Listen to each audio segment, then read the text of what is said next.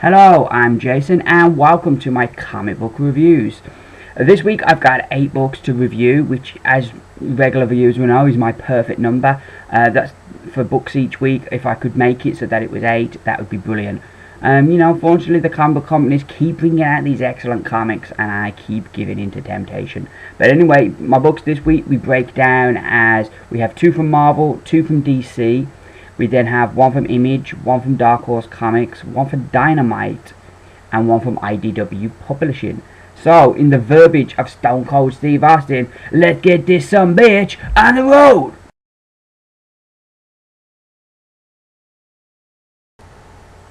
First book to be reviewed this week is a book that came out last week. It is Magneto, issue number 2 from Marvel Comics. Magneto's always been a character that I've kind of been interested in. One of my more favourite villains in that, because he's not your stereotypical villain. Usually your villains are motivated by self, whether it's that they want revenge for a perceived crime against them, or they want power and money and success. But always, or they just enjoy hurting people. Always the villains are motivated by self. Magneto is one of those rare villains where he doesn't do the bad things he's done in the past because he's evil or because he wants things for himself. It's because he's of mutant kind, and he's always looking to be the protector of mutant kind and helping them to attain the position he feels that they should have as being the higher class. So that's always, for me, separating Magneto. And the first comic book I read regularly was Secret Wars. And in that, Magneto was grouped in with the heroes. And, the mutant heroes were kind of like, yeah, we might not always agree with Magneto, but he's one of our own. Where the non-mutant heroes were kind of like, he's a villain, why is he with us?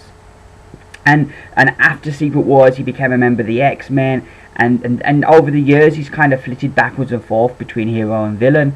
But always, his villainous ways have always been motivated to help mutant kind. So, like I say, he's a character I've always been interested in. I'd heard the good reviews for this, and I decided to pick it up this week. Unfortunately, my comic book shop was sold out of issue 1 and 2 of Magneto. Fortunately, I went on that gimmick they call the internet, and I found eBay, and on there I found for a really good price issues 1 and 2. So they arrived yesterday, and I read them both back to back and really enjoyed them. Issue 1 very much sets up this series that Magneto is hunting people that have committed crimes against mutants, whether they've been killers or whether they've made weapons, but people that have done crimes against mutants, he hunting. And all the time he's trying to stay in the shadows because he knows S.H.I.E.L.D. will try to take him down. So he's doing this kind of from the shadows, and so it's really cool. We get to see some really cool badass Magneto moments as he locates people. He goes after this one particular person who has killed 3 mutants and then handed themselves in, and there is a twist in the tale which I won't spoil, but there's a really nice twist that kind of pushes the story forward onto where it's going to go next. So issue 2 picks up after that, and Magneto, and the story's there's 2 stories going on here in issue 2. We have the one story where Magneto's going where this guy came from to try and find out like who done what happened to the other guy, who had done that. So he's trying to find all of that while we're getting these flashbacks of when he was in, you gather it might be like Germany or Poland, but he's on the run from the Germans, from the Nazi Germans, and they've stolen some food and his friends are hiding and the one gets captured, and this whole flashback, and it kind of connects up to the modern day by the end, and I think that's really nice. It kind of like how they do that these lessons he learnt from his time in Nazi Germany, he's using some of those methods today, which really make for a great ending. Again, there's some really badass Magneto moments, and yeah, I'm really loving this book. I'm loving how Cullen Bunn is writing the character, and also the whole thing with him going after people that have committed crimes against mutants. I really like that take as well, and all in all this book was just really great. The art works well with it as well, and I'm just loving Magneto. This book, I've definitely added it to my pull list, and I give Magneto issue number 2 a definite 5 stars out of 5.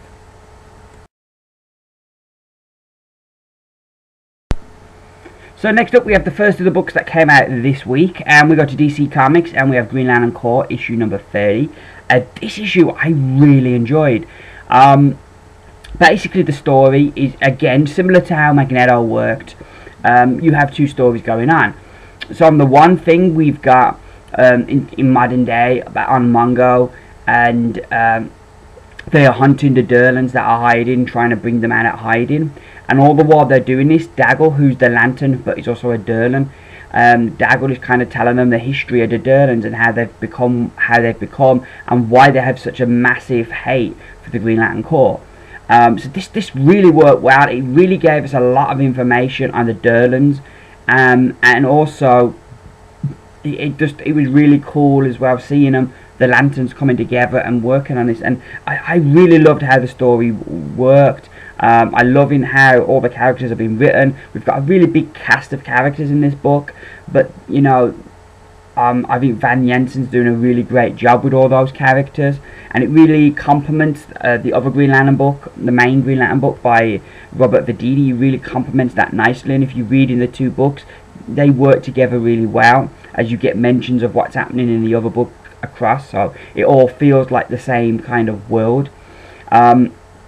The art here, we get two artists this issue, but it works well because for the flashback scenes with the history of the Durlans, we get one artist, and for the modern day, we get another. So I liked that. I like that when they use two artists and they use them in that way. I like it because it differentiates the different scenes. So I thought I would be critical of two artists, but I think here it worked really well. Whether those artists are your taste or not, that's another question. I didn't quite like how they drew John Stewart, but that's a different kind of argument. But I think they used the two artists really well, and I'm just really enjoying this book, and I would give Green Lantern Corps issue number 30 5 stars out of 5.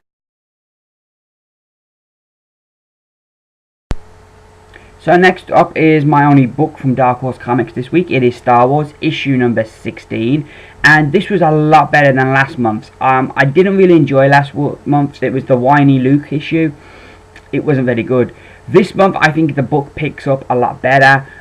We have like things going on with this planet where they've settled on. We have kind of stuff going on there. We get to know the people a bit more. Luke is dealing with his jealousy a lot better this issue, and I really liked how Luke came across. We get to see Han Solo flirting with Leia, which was really cool, and we get to see like all the rebels kind of panic as they think they've been found by the Empire.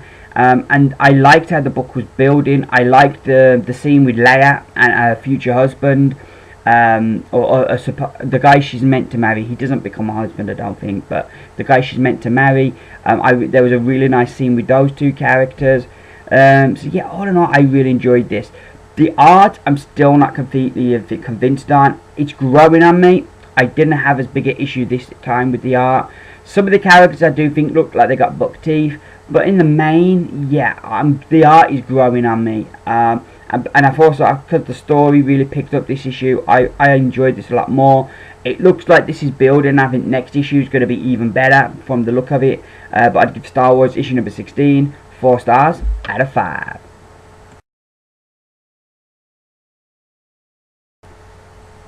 So next up to be reviewed from Marvel Comics is Iron Man issue number 24. And this book's really picking up. I'm really enjoying this comic story arc. I think Kieran Gillen is using Malekith brilliantly. Malekith, to me, from the film and from the run he had in 4, he seems a pretty shallow kind of villain. There doesn't seem to be much depth there to the character. But the way they use him here, I think is really great. The way the rings have come to him and he wants, you know, more of them, so he's got more power. And that in this story, he's kind of just hunting Iron Man, looking to have some sport with him, in torturing him and making him hurt, which fits the character, so it works. And I think this is, like I say, the best that Malekith has been used. I really like the dynamic between Iron Man and Dark Angel. I really like the way Kieran Gillen is using some of these old Marvel UK characters like Death's Head and like Dark Angel. I really like that. That always brings a smile to my face to see some of those old Marvel UK characters. Yeah, and some of the dialogue between Iron Man and Dark Angel was the highlight of the issue for me. Iron Man as well has some truly badass moments as he's taking out Dark Elves. And yeah, the book I just really liked. I didn't like the one bit with the rings talking to each other. But I haven't read the previous story arc yet, Iron Metropolitan, so I don't know if that was something that was established in there. But certainly here, that did seem something that seemed a bit silly, the rings talking to each other. But that just didn't work for me. The art here I thought was really good. I really like the artist that they've got working on the book. Let me get his name. Luke Ross on the art. I think he's doing a good job with the art. And yeah, I think this book's really pick it up. And I give Iron Man issue number 24 4 stars out of 5.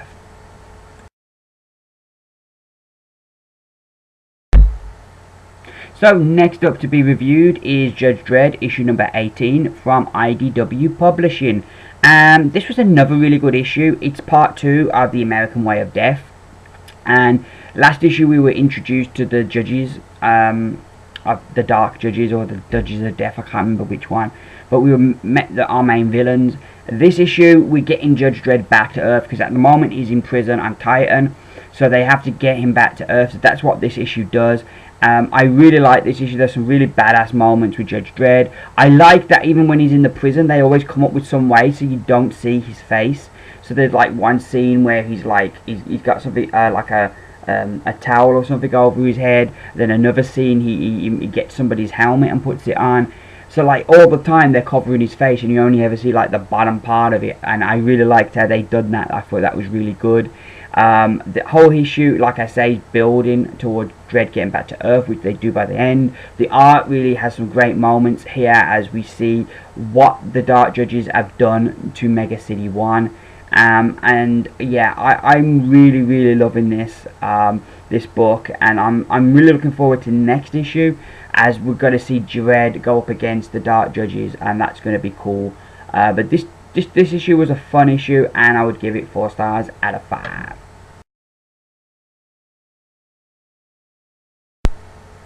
So moving right along, next up we have Manifest Destiny issue number 6 from Image Comics.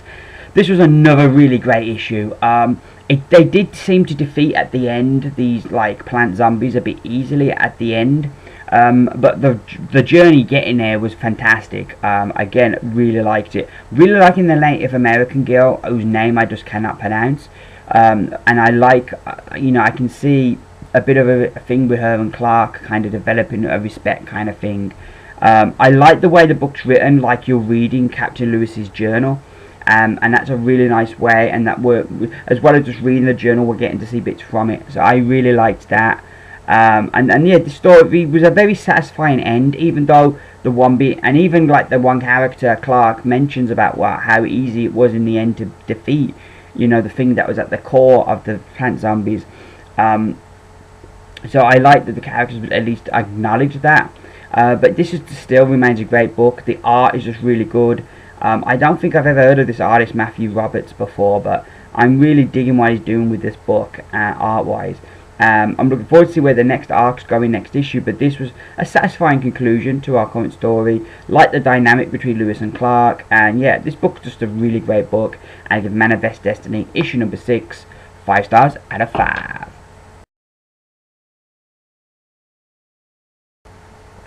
So my last 2 books this week are both issue number 1s. First up, from Dynamite, we have issue number 1 of Flash Gordon. Flash! Oh! Now, Flash Gordon was just like one of my favourite films as a kid. Flash Gordon and the Star Wars trilogy, I had both of them on VHS and would watch them loads of times, and I never got bored and I never got fed up of watching them. And then I can remember as well there'd been a Flash Gordon cartoon as well, and then later on we had Defenders of the Earth, which Flash Gordon I think was in.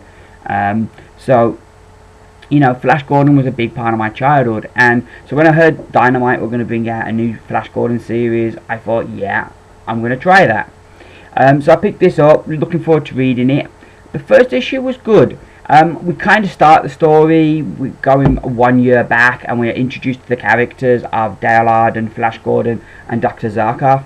They don't know each other yet, and haven't met, but we are introduced to the 3 characters and where they're at that point in their lives.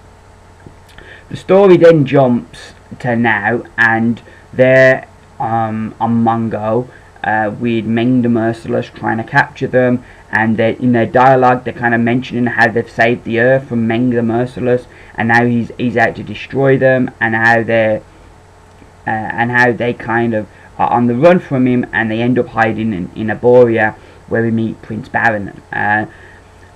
The issue for me, I enjoyed it. I liked the art of the book. I thought the art worked well for the book. I thought it had an old school kind of feel. I liked the story and the dynamic between our three main characters. Loved how they introduced Ming the Merciless and immediately established the guy as being badass and living up to his name of being merciless. So I liked all of that. The problem I had with this issue, however, was that for a number one, it didn't feel like a number one. Because we start at like one point a year ago, and then we jump. And there's all this stuff that they're talking about, like how they've met. We don't know that yet. They talk about saving the Earth. We've not seen that yet. And it didn't feel like an issue number one. It felt like I jumped onto a continuing series. And now, Jeff Barker's a great writer, and I'm sure he's going to fill in those blanks. But I would have at least liked to have seen them arrive on Mongo together and start at the beginning of the story, rather than be thrown in along and we've kind of got to fill everything else in yet. So that was my one complaint. I suppose you could argue that we've seen Flash Gordon before. We don't need the whole origin story. Jumping into the adventures is probably the best part. But even so, I just think it didn't feel like a number one for me. Even though I still enjoyed it, and I'd definitely be picking up issue number 2. I'd give Flash Gordon issue number 1 4 stars out of 5.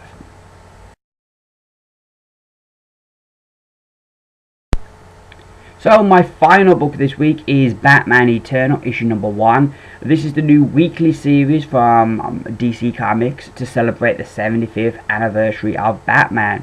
It's going to run, I believe, for 60 weeks, and then, it's going to tell this big, massive story involving all the big characters from the Batman universe. I enjoyed this issue. I thought this issue was a really good start.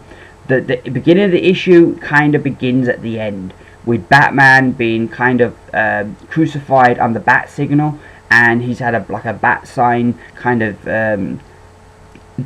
drawn, kind of like cut out of his chest. This is kind of like bat sign, and it looks really bad, and Gotham's burning all around him, and somebody who's speaking to Batman who has done this. And then we kind of jump to now, and our story picks up from there, and I liked how that worked. I felt they used it a lot better here than they used it in they did a similar thing in Flash Gordon, but where the Flash Gordon thing was alienating, this at least this works in reverse, where with Flash Gordon you were jumping from the past to the present and you felt like you missed the last story. This, they used it doing the reverse, so you start at the end and you jump to the beginning to get how we got to the end. So I liked how they did that. I thought that was really cool, and I thought it worked really well. I loved how much they concentrated on the GCPD in this one. I've never really read anything where we've dealt so much with the Gotham Police, but I really liked it. All the characters were well written. Loved that Maggie Sawyer turned up from Batwoman, as it makes the Bat world kind of feel more, interconnected. I thought that was really cool. There's something deeper going on here with Commissioner Gordon than we know at the current time. So that was really, how that played out was really cool. Professor Pig at the beginning seemed a bit of a silly villain, kind of the type of villain you would have found in the 60s Batman TV show. But we even down to the fact that he's got pigs who've got machine guns on their noses.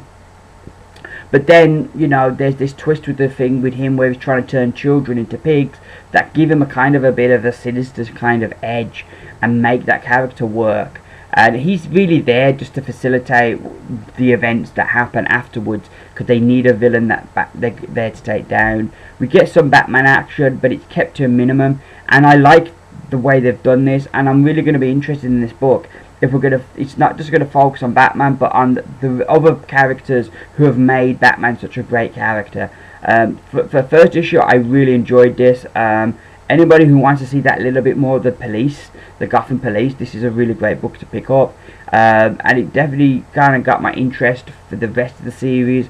And I did Batman Eternal issue number 1, 5 stars out of 5. So that's me done for another week. Thank you as always very much for watching. I should be back, hopefully, fingers crossed, on Wednesday. for a haul video, but I'm at work, so it's always a bit dicey, but hopefully I should be able to do that.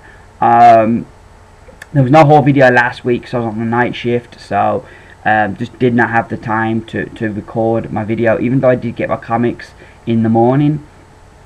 There just wasn't time to do a whole video and upload it and everything, so but hopefully, fingers crossed, there should be one this week. After that, I should be back next weekend with another review video. Hopefully sometime over the next couple of weeks I'll have time to do that Marvel Ultimate Graphic Novels review as well, but I'm not making no promises because like time lately it's been a bit crazy to find the time.